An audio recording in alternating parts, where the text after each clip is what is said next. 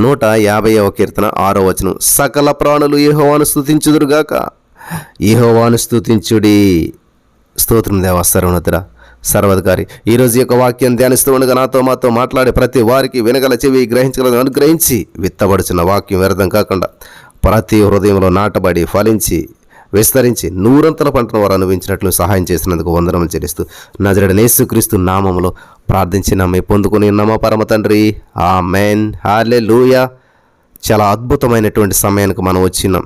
ఈరోజు పరిశుద్ధాత్మ దేవుడు మనతో మాట్లాడుతున్నాడు. మనం దేవుని స్తుతించాలి. వేటితో స్తుతించాలి దేవుడిని, ఎవరు దేవుని స్తుతించాలి అనేటువంటి విషయాలు ఈరోజు మనం ధ్యానం చేసుకుందాం. ప్రియులు గమనించాలి, దేవుని స్తుతించాలి. కరెక్ట్ ఎలా స్తుతించాలి అని మనం చూసినట్లయితే ఇక్కడ 9 విషయాలు నేను చెప్తాను, జాగ్రత్తగా రాసుకోండి. నెంబర్ 1, బోరధ్వనితో ఆయన స్తుతించాలంట.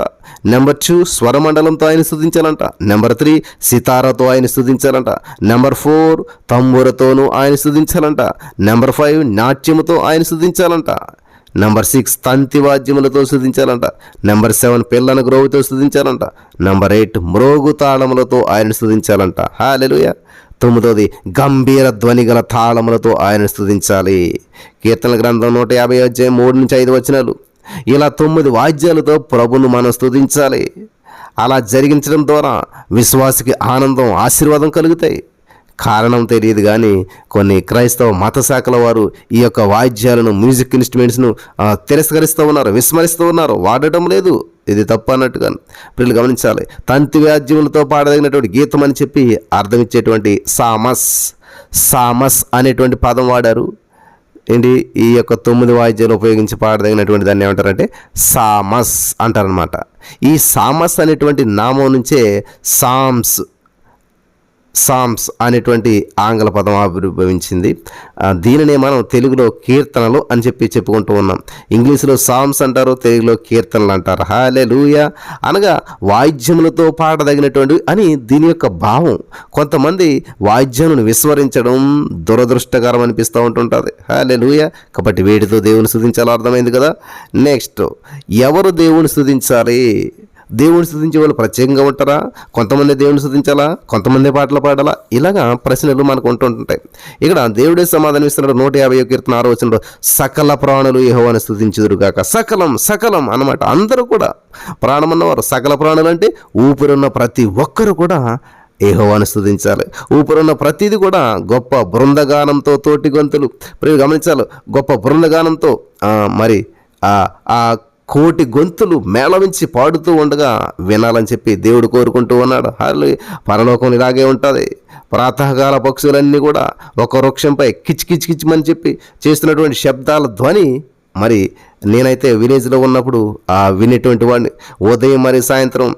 దీని భావం ఏంటంటే గొప్పదేనా? ప్రియులు గమనించాలి. దీని భావం ఏంటి? గొప్ప భావం ఏమన్నది? ఎస్, గొప్పదే. ఏంటంటే ఈ కిచకిచమనేటువంటి శబ్దాలు ఈ యొక్క ఆ చెట్ల పైన పక్షులు ఎందుకు చేస్తూ ఉన్నాయంటే వాటి యొక్క భావం ఏంటంటే గొప్పదేవా, ఓ సృష్టికర్త. హల్లెలూయా. చూసారా?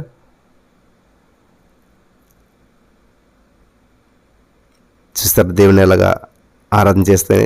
గొప్ప దేవా, ఓ సృష్టికర్త, నీవు ప్రేమతో ప్రసాదించిన ఉదయం కొరకు నీకు స్తుతి.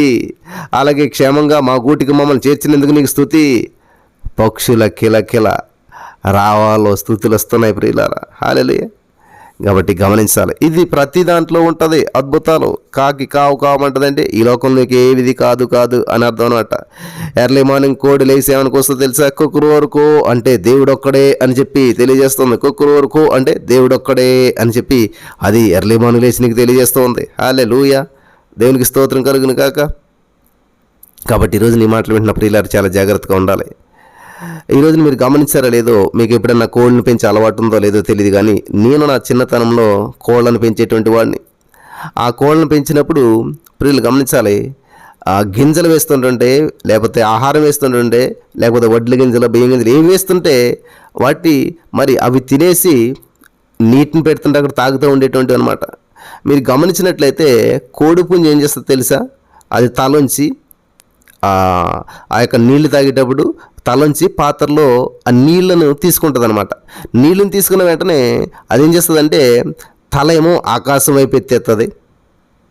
ఇప్పుడు గమనించాలి, తల ఆకాశం వైపు ఎత్తేస్తుంది. ఎందుకని అలా తల ఆకాశం వైపు ఎత్తిందంటే నీళ్లు తాగింది కదా, ఆ నీళ్లు దానికి లోపలికి వెళ్ళాలంటే ఆ నీళ్లు తాగిన వెంటనే తల పైకి ఇలాగ ఎత్తి అలా పైకి చూస్తూ ఉంటుంది అనమాట.